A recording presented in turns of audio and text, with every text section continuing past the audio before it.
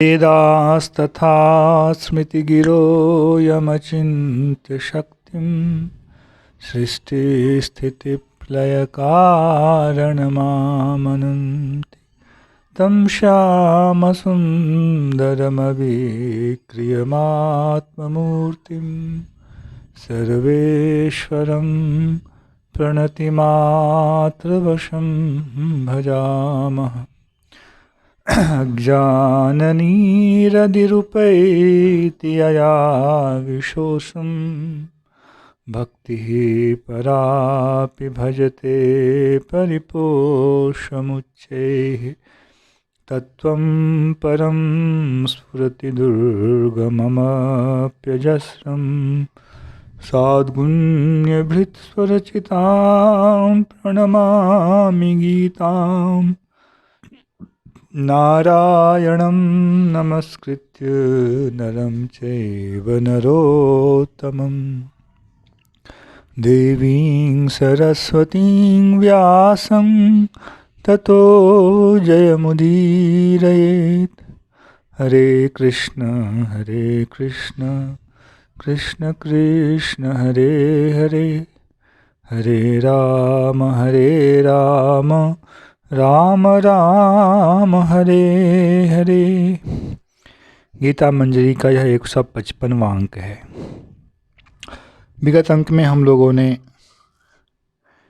जो उन्नत अधिकारी नहीं हैं, जो फल की आसक्ति से मुक्त नहीं हो सकते हैं, उसके लिए वैदिक पद्धति में क्या व्यवस्था है, भगवान के द्वारा बताए हुए इस विषय को हमने कुछ श्रवण किया, अंश में श्रवण किया। यह समाप्त नहीं हुआ है, जिसके अंतर्गत अंत में काम्य कर्म, नैमित्तिक कर्म और नित्य कर्म की थोड़ी चर्चा हुई थी। नित्य कर्म के अंतर्गत 5 प्रकार के कर्म, ब्रह्म यज्ञ, पंच यज्ञ, देव यज्ञ, पितृयज्ञ, भूत यज्ञ और नृयज्ञ, अतिथि यज्ञ जिसको कह सकते हैं, इस प्रकार के 5 यज्ञों का विभाग है। भाव इसमें यही है, एक तो हम शास्त्र के ऋणी हैं, जो शास्त्र हमें इस दुखमय संसार से मुक्त होने में अथवा इस दुखमय संसार में भी सुखी होने में सहायता करता है, उस शास्त्र के हम ऋणी हैं। धर्म का 2 फल कहा जाता है, एक लौकिक अभ्युदय, लौकिक समृद्धि, और निःश्रेय की प्राप्ति, परम मंगल की प्राप्ति।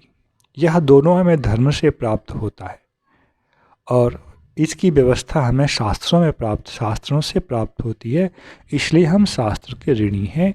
इसके लिए शास्त्र संबंधी जो हमारा दैनिक आचरण है वह ब्रह्म यज्ञ कहलाता है। ब्रह्म का मतलब यहाँ होता है वेद। इसके बाद द्वितीय यज्ञ है देव यज्ञ। जैसा अभी पीछे हमने यह सुना चर्चा में कि हम अन्न के द्वारा हमारे जीवन का निर्वाह होता है। अन्न की प्राप्ति में केवल हमारा थोड़ा सा प्रयत्न जो है वह काफ़ी नहीं होता है। उसके लिए भूमि, जल, ताप, प्रकाश, अनेक अन्य सामग्रियों की आवश्यकता पड़ती है, जिसके कर्ता हम लोग नहीं हैं। वे जड़ पदार्थ जिनके अधीन होकर काम करते हैं, वे उस चीज़ के देवता कहलाते हैं। जैसे सूर्य का प्रकाश और सूर्य का ताप जिस सूर्य पिंड से प्राप्त होता है, उस पिंड को अपना मानने वाले, जैसे इस देह को अपना मानने वाला इस देह में रहने वाला जीवात्मा है, वैसे ही उस पिंड को अपना मानने वाला, उस पिंड का अधिकारी जो देवता होता है, उस देवता का नाम है सूर्य।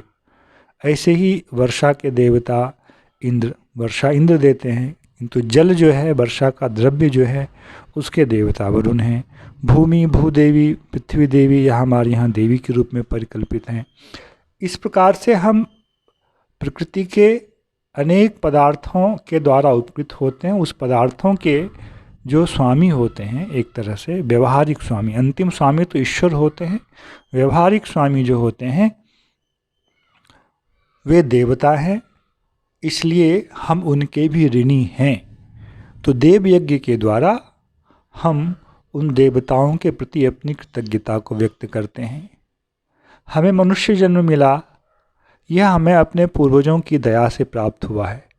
वे लोग हमारे पितर कहलाते हैं, इसलिए उनके प्रति भी हम अपनी कृतज्ञता को व्यक्त करते हैं, जिनके माध्यम से हमें वैदिक शास्त्रीय परंपरा में आने का सौभाग्य मिला। मनुष्य होने मात्र से ही सबको वैदिक परंपरा में आने का सौभाग्य नहीं प्राप्त होता है, इसलिए हम उनके कृतज्ञ हैं क्योंकि वे वैदिक परंपरा में थे। तो उनके प्रति कृतज्ञता व्यक्त करने के लिए जो यज्ञ किया जाता है, पितृतर्पण इत्यादि प्रतिदिन, उसको पितृयज्ञ कहते हैं। और फिर हम प्राणियों से भी उपकृत होते हैं, गाय, बैल, हाथी, घोड़ा, चींटी तक से भी हम उपकृत होते हैं। तो इन सब और इनकी हिंसा भी हमारे द्वारा होती है। तो इस एक पाप और एक पुण्य के प्रति कृतज्ञता व्यक्त करने के लिए जो हम इनके लिए यज्ञ करते हैं वह भूत यज्ञ कहलाता है। और फिर मनुष्यों के द्वारा भी परस्पर हम लोग एक दूसरे की सहायता कर आगे बढ़ते हैं। इसलिए मनुष्य के लिए जो यज्ञ किया जाता है उसको नृ यज्ञ या अतिथि यज्ञ कह सकते हैं। अतिथि यज्ञ कहलाता है, वह अतिथि यज्ञ किया जाता है। इस प्रकार से 5 प्रकार के यज्ञ प्रतिदिन वैदिक कर्म की व्यवस्था में नित्य कर्म के रूप में कहे गए हैं, जिसमें प्रथम 3 वर्णों के लिए तो ये मंत्र सहित हैं, और मंत्र मतलब वैदिक मंत्र सहित, और चतुर्थ वर्ण के लिए जो है 5 ही यज्ञ हैं किंतु अमंत्रक हैं, परंतु दुर्भाग्य का विषय है। चतुर्थ वर्ण तो क्या, प्रथम वर्ण वाले ही 5 दैनिक यज्ञ करने वाले, नित्य कर्म करने वालों की संख्या विरल होती चली जा रही है। और जब ऐसा होता है, जैसे आप देख रहे हैं देवलोक, देवगण, पितृगण, ये लोग असंतुष्ट होते हैं और इनकी शक्ति क्षीण होती है। देवताओं की शक्ति वैदिक यज्ञ से बढ़ती है, जब उसका लोप हो जाता है तो देवताओं की शक्ति का भी ह्रास होता है, फिर उनकी कृपा भी हमारे ऊपर बंद होती है, और फिर अधर्म का जो है वह बोलबाला होता है, जैसा हम लोग आज वर्तमान में देख रहे हैं। कलयुग अधर्म का समय है, इसमें असुर प्रवृत्ति ज़्यादा हो रही है, असुरों का बोलबाला बढ़ रहा है। इस प्रकार से वैदिक कर्म के विषय में कुछ सुना। वैदिक कर्म का ही एक और विभाग है वृत्ति। वृत्ति मतलब आजीविका। आजीविका को भी, सामाजिक व्यवहार को भी वैदिक कर्म के अंतर्गत रखा गया है। किसकी आजीविका किस प्रकार से चले और सामाजिक दृष्टि से कौन क्या कर्म करे, तो उसको वृत्ति कहते हैं। इसलिए अर्जुन के लिए क्षत्रिय होने के कारण धर्म करना जो स्वधर्म कहा गया है, यह वृत्तिगत उनका कर्म है। यह नित्य कर्म के अंतर्गत नहीं है, वृत्तिगत कर्म है।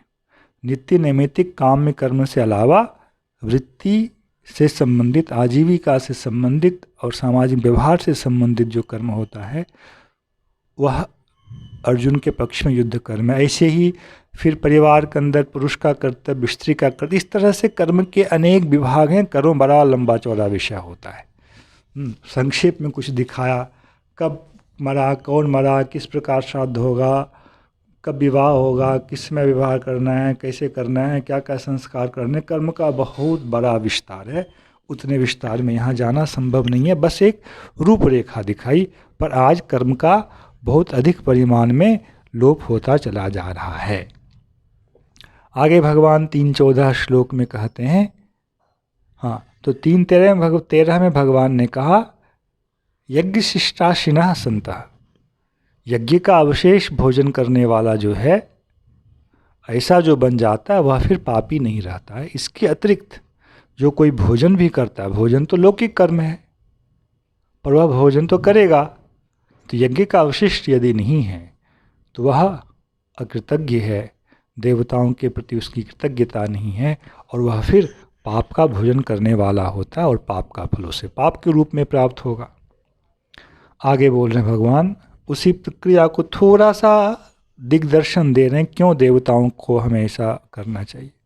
अन्नाद् भवन्ति भूतानि पर्जन्यादन्न संभवः, यज्ञाद् भवति पर्जन्यो यज्ञः कर्म समुद्भवः, क्रम कर्म ब्रह्मोद्भवं विद्धि ब्रह्माक्षर समुद्भवम् तस्मात् सर्वगतं ब्रह्म नित्यं यज्ञे प्रतिष्ठितम्। भगवान एक वैदिकी व्यवस्था को समझा रहे हैं। हमारी आँखों से भले यह नहीं समझ में दिख पड़ता हो, हमारी बुद्धि में नहीं समझ आता हो, किंतु प्रकृति का नियम यही है। अन्नाद् भवन्ति भूतानि। हम मनुष्यों का जन्म अन्न के माध्यम से होता है।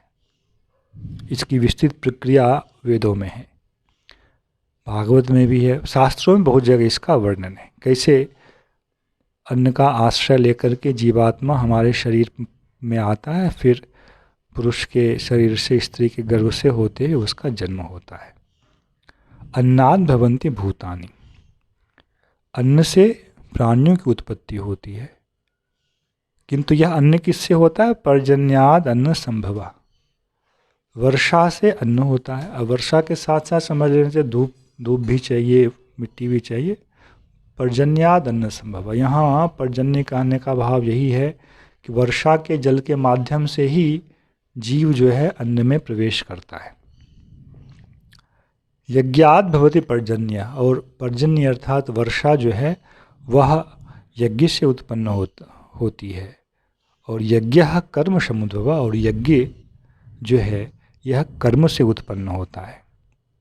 क्रम कर्म ब्रह्मोद्भवम विद्धि, और कर्म को जानो अर्जुन कि यह ब्रह्म से उत्पन्न हुआ। ब्रह्म का यहाँ अर्थ है वेद, तो यहाँ वैदिक कर्म को ही लक्ष्य किया जा रहा है। कर्म ब्रह्मोद्भवम विद्धि ब्रह्म अक्षर समुद्भवम, और जो वेद जो है यह अक्षर स्वरूप जो अंतिम तत्व है उससे वेद प्रकट हुआ है। भगवान से वेद प्रकट हुआ है, उनके निश्वास के रूप में वेद प्रकट हुआ है। तस्मात् सर्वगतम ब्रह्म नित्यम यज्ञे प्रतिष्ठितम। इसलिए सर्वगत जो ब्रह्म है, सर्वव्यापी। अब यहाँ पहली पंक्ति वाला कर्म ब्रह्मोद्भवम विद्धि ब्रह्माक्षर समुद्भवम में जो ब्रह्म शब्द है वह तो वेद के अर्थ में है, और जो अक्षर शब्द आया, अक्षर का पर्यायवाची फिर आगे आ रहा है, जो प्रसिद्ध ब्रह्म हम जानते हैं।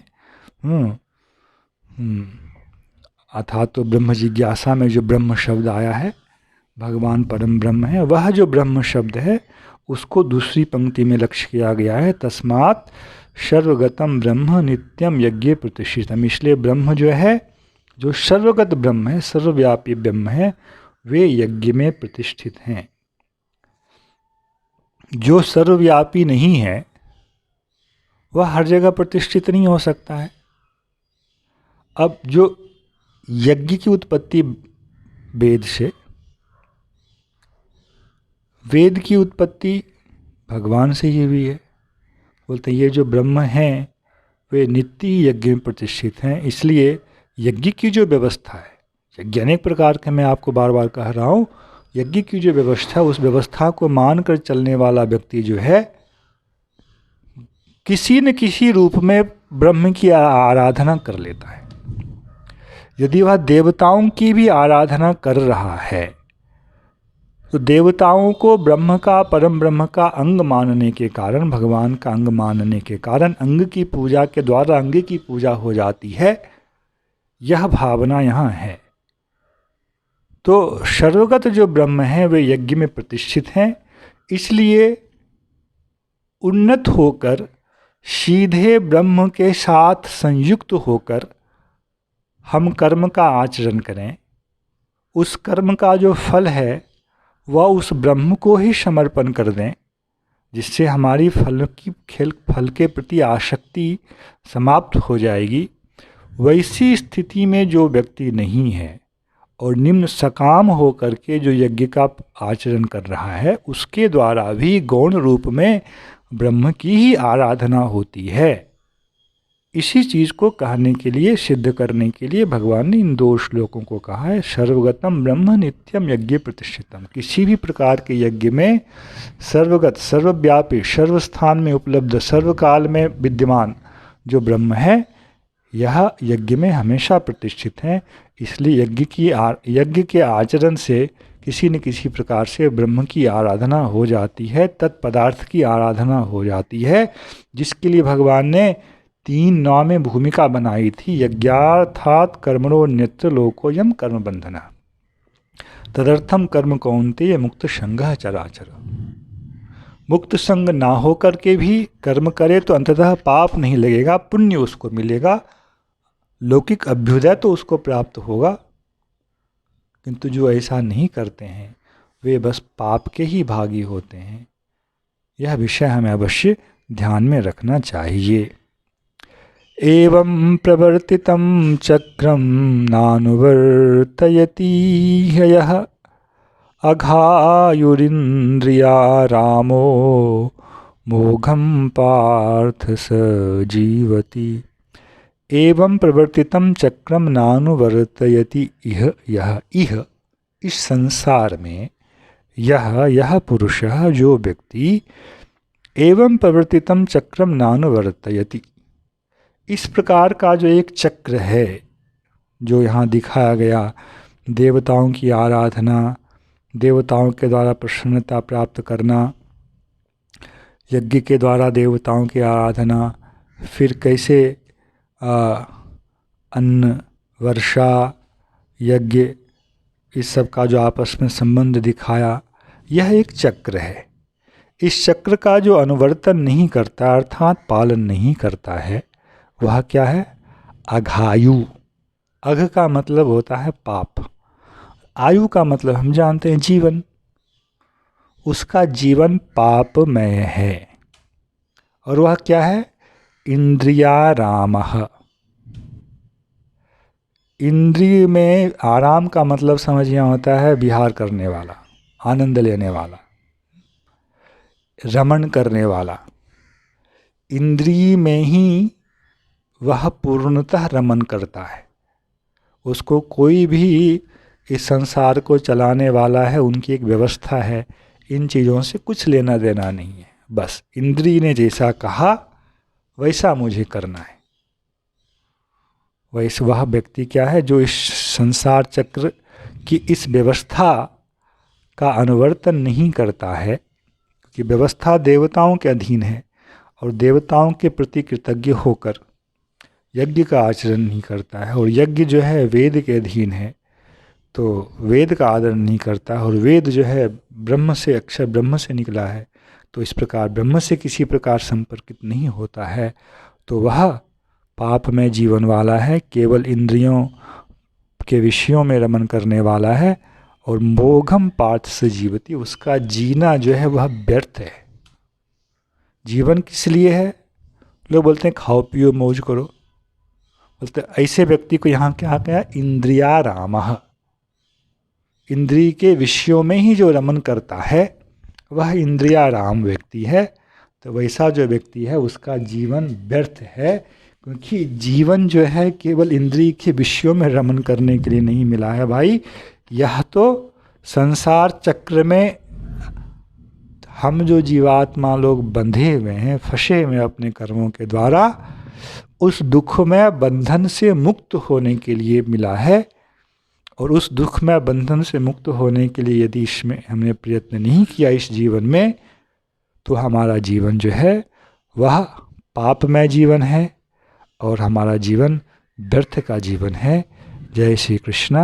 हरे कृष्ण कृष्ण कृष्ण हरे हरे, हरे राम राम राम हरे हरे।